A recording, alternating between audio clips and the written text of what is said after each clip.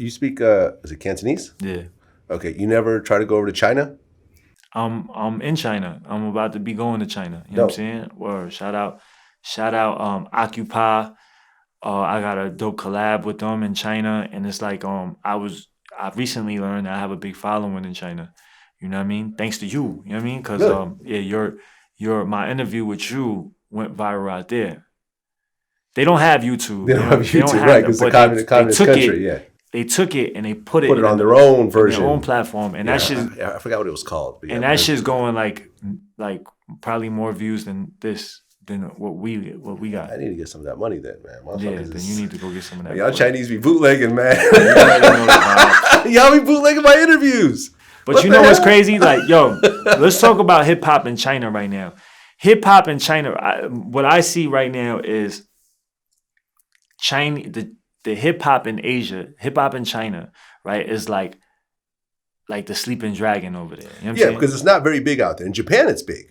But I just interviewed starting crazy. I just interviewed Chris Wu, and we talked about how his show got big out there, but before he started, like I love hip hop and I love the culture, and after I moved back to China, I realized that just like what you said, it wasn't mainstream, it wasn't that big. You know, a lot of people don't know what it is. It was super underground. And I wanted to do something about it, you know. I wanted to see if I can get more people, you know, to learn and to like this culture. So I come across this show called Rap of China, which is like The Voice, but rap music, hip hop music. And then I said, and I decided to come on board. I decided to be one of the judge on the show. And then that was last year when that show started, and it became a huge success all over China. Now, what I say is sleeping dragon, right? Chinese people have what is it?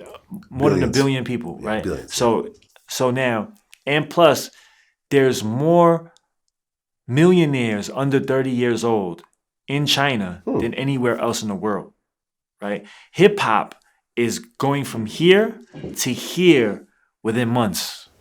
Right? It's fucking like it's growing rapidly out there. You know what I'm saying? And it's new. It's fresh. The quality of music over there isn't as good right now because it's still like in the beginning stages. They're still like, you know, figuring it out. But soon, I think hip hop in China is going to be huge. I think it's going to be bigger than what it is in the United States. You know what I'm saying? Yeah. I mean, I wouldn't be surprised if you just up and move to China. Yeah. Honestly, I mean, if you really could be a millionaire out there, but I'm constrained. You know what I'm saying? Like I have. Yeah, and I was wondering about that because you're on probation and you have all the felonies and everything else like that. Does that prevent you traveling over there? Yes, at this particular point, but I will. I'm going out there. You know what I mean? That's just gonna be worked out. But it's beautiful out there, man, and it's crazy to see people that don't even understand the language, and this is why I feel like I think by next year this time I'm gonna be in a whole different league. Like, you know what I'm saying? Like, you know, and this is why I feel that way. Because the Chinese has been suppressed for a long time in the media. You know what I'm saying? And also in China, hip hop is suppressed. The government doesn't allow, like they suppress it. But what happens when you try to take something away from the kids? The kids are gonna find a way, especially with the internet now. There's ways to hack in and shit. They're gonna get it. You know what I'm saying? And then when it's gonna bubble up so much that the government is not gonna be able to do anything about it. Yeah, I don't know, man. Chinese government, no fucking joke, man. You saw what happened in Tiananmen Square. Back in the day. It's true, but you can't say fuck the Chinese government. No, they're not gonna. It's never gonna be like that. That's what I'm saying. It's never gonna be like that. You can say fuck Trump all day long. Motherfucking YG got a hit song called Fuck Donald Trump. It's never gonna be like that. But what I'm saying is you're not gonna be able to hold that culture down. I'm not saying that they're gonna come out with fuck the police like NW. It's a different culture. But they're not gonna be able to suppress hip hop the way they think they're gonna, you know what I'm saying? Because it's gonna grow. I don't know. You don't think so? I don't know. I mean, the Chinese have done a great job of suppression. Yeah, but it's different. It's different now. And I think, not to, talk down or anything based on your own thing, but I come from a communist country. Mm-hmm. You know what I mean? I was born in communist Russia. And I think as someone who grew up in America, you don't fully understand the level of danger and paranoia that's ingrained into a person living under a communist shadow, when basically you be minding your own business, you do a random comment or something like that, and the police come and just snatch you out of your home, never to be seen again. Yeah, we don't really understand. You don't understand that because you were born in America. Okay. You see what I'm saying? No, I get it. So it's one of those things where you think, yeah, oh no, it's gonna over time, it's gonna. No, China has that shit. They've worked that shit out over the decades to the point where people really don't push that issue like that over there. Yeah, but you don't think that hip hop? I'm not talking about pushing the issue. Look at what's going on out there though. You see the rap of China. That shit is big. That shit is like super big. Rap of China isn't talking about the government. But I'm not talking about the government though. I'm just talking about the culture of the like hip hop. Yeah. And hip hop has a rebellious spirit. But it's a different spirit though. Like over there, it's not like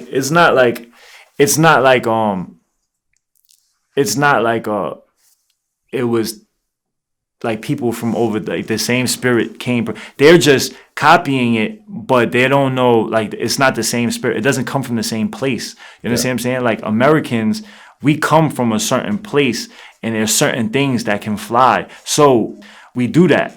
But over there, they know that these things can't fly. So hip hop, in the sense of how we know it, is not going to be good over there. Yeah. But they're going to do a whole hybrid of it that's going to fucking go crazy out there. You know what I'm saying? Yeah. Yeah, I mean, it's already been going crazy over there. Yeah, and I feel like it's going to... people like Chris Wu that is, made it over there and is now trying to come over here and trying to make it over here and so forth. And let me tell you, man, like these Chris Wu fans are like nothing I've ever seen. The thousands of interviews that I've done, these Chris Wu fans on Twitter, I got bashed so heavily. What they do to you? Because what you do to him? What I do? Well, first, I pushed down. I really pushed hard on questions about his father because his father wasn't around. You know what I'm saying? And these fans like, how dare you ask him about his father? That's personal. You do not ask. You are not a professional. Dare not. You are a horrible person. And I'm talking about hundreds and hundreds of tweets like this from his fans, and the fans are like, it's just a picture of him, on the account. Like all they do is just from talk China about him. Or from here. I think it's from China, but social media is not exactly allowed in China, so you're not quite sure, but you think it's from China. Because, it's like poorly translated tweets and stuff like that.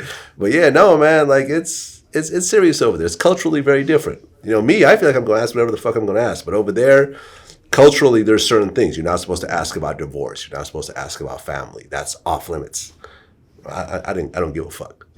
Yeah. I'm still going to be VladTV. So, man, it's interesting. You know what I mean? Listen, China Mac, man, I appreciate you coming through. Yo, listen, hold on. You got some new shit coming? Yeah, you already. Let's talk about that. I have my single, Right One, comes out on Christmas Day. That's December 25th for y'all. Yeah, people that don't know what the fuck is going on in this world. And my album, After 10, comes out on February 5th, which also falls on Chinese New Year, and it's my birthday. You know what I mean? So make sure y'all check out for that. And After 10, I chose the title After 10 because I did 10 years in prison. You know what I mean? And this is basically me after 10. And also, it just means a new phase in my life, a new chapter, a new, just a new level. You know what I'm saying? You got more teeth this time. Yeah. Let's see them. Let's see those pearly white choppers. Yeah, you already know. You were missing a tooth last time. I was. So now everybody gonna see I fixed this. Shout out my doctor, my dentist, Dr. Rosenthal. You already know. Daniel Rosenthal. Thank you, bro.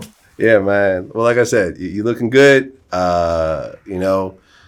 Let's make sure next time we have our interview, there's not any sort of weird jail stint in the middle this time around. I'm good. You know what I mean? Because I was actually very disappointed when I found out about you getting locked up. Yeah. You know what I mean? And now when I talk about the story, when it's a trespassing charge, it's like, what the fuck? Like, that's just... Yeah, I'm not fucking up, bro. I'm just, you know what I'm saying? Like, but because of parole and shit like that, sometimes shit happens, but I'm on the right path.